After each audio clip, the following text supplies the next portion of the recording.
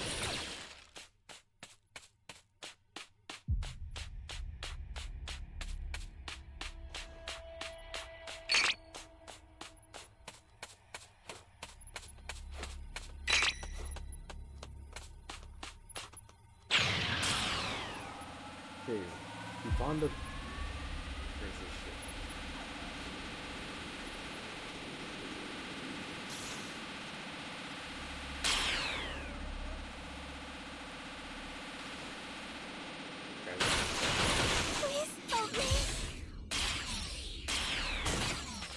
to set the key as fast as possible. You're my savior.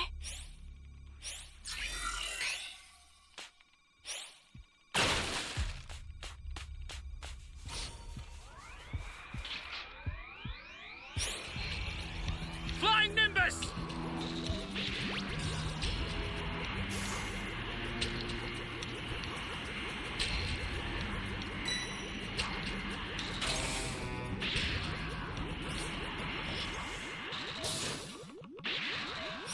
Hey, great! You found another power key. Use it quick. Great. You know what to do with that key.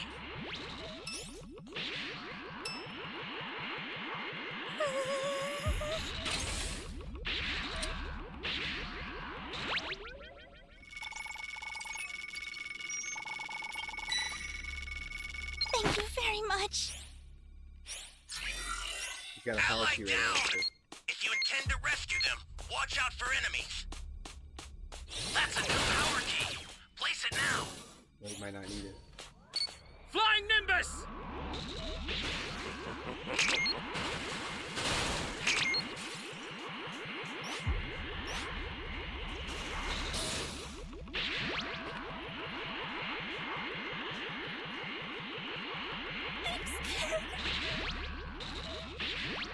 Yeah.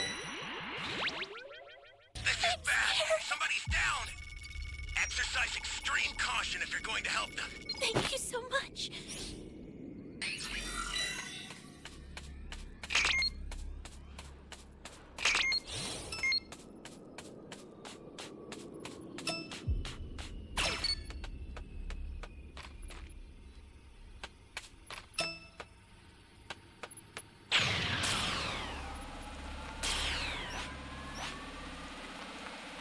That level 2 is cooked.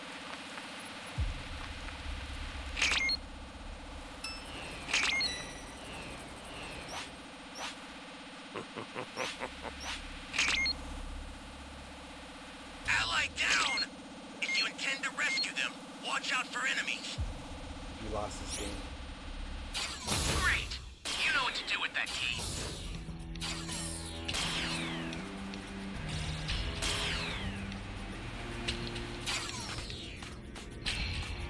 This is bad. Somebody's down. Exercise extreme caution if you're going to help them. Just give up already.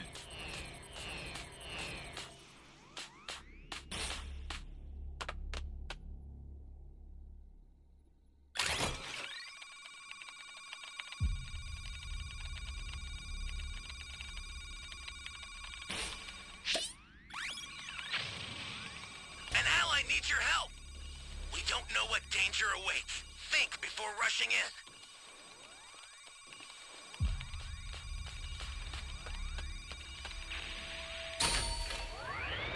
Flying Nimbus!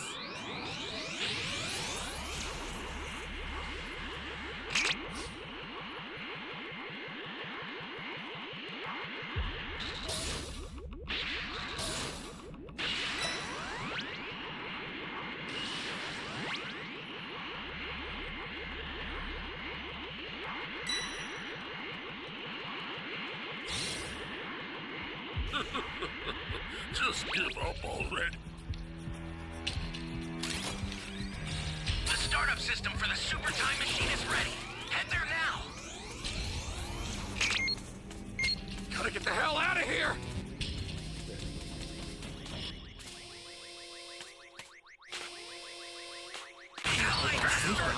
If you intend to rescue them, watch out for enemies. I'll send some supplies to help. Make good use of them.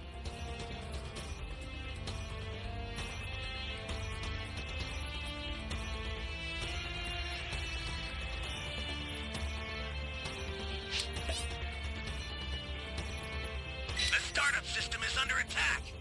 Stop it if you can, but retreat if you need to. Got it?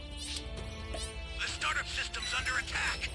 It's dangerous, so tread carefully if you want to get closer.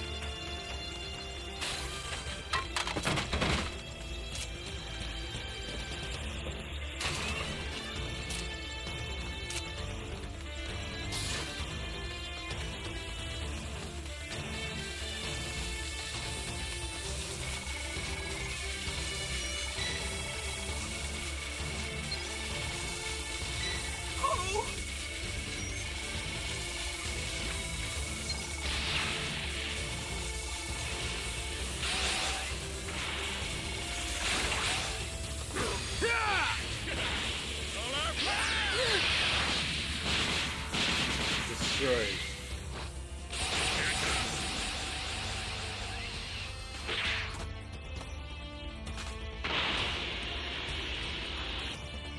Let's chill. Waiting for the escape time machine. What this?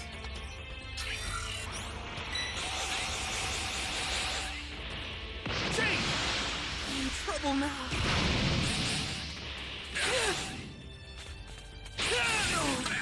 Wait. Down. Exercise extreme caution if you're going to help them.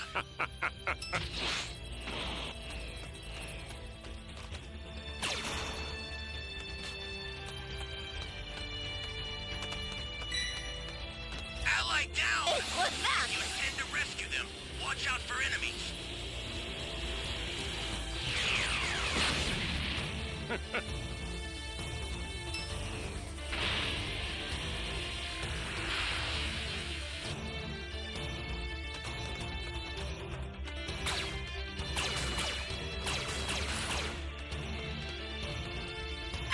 The startup system's destroyed. The escape time machine's almost prepped. You need to head for the beacon that's indicated by a blue light.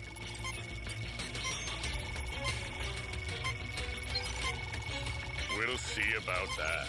I've sent the escape time machine. Use it to get out of there.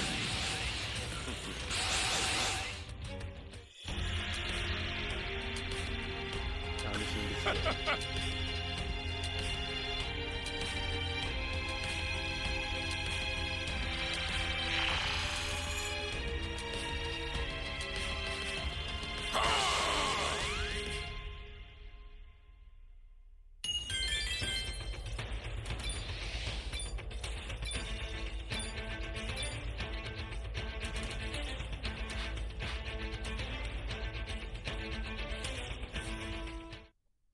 Alright guys, I'm going to end the stream now. We'll be streaming for 4 hours, 17 minutes.